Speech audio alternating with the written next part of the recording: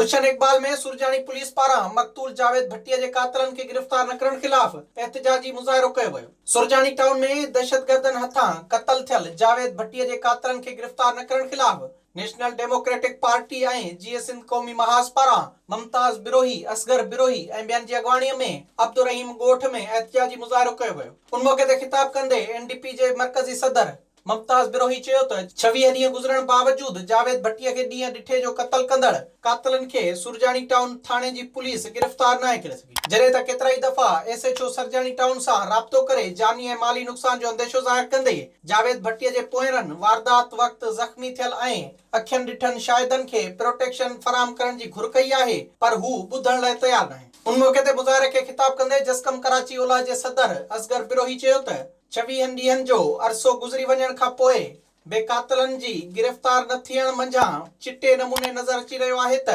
Police कातिलनि सां मिलियल आहे। होॾां मक़तूल जावेद भट्टीअ जे भाउ हनीफ भट्टी ॻाल्हाईंदे चयो त रूपोश कातिलनि पारां असांखे जानी ऐं माली नुक़सान रसाइण जूं धमकियूं मिली रहियूं आहिनि, जॾहिं त पुलिस असां जूं दाहूं ॿुधई अणॿुधियूं करे छॾे थी। विज़िट कयो अवामी आवाज़ मीडिया ग्रुप जी वेबसाइट awamiawaz.pk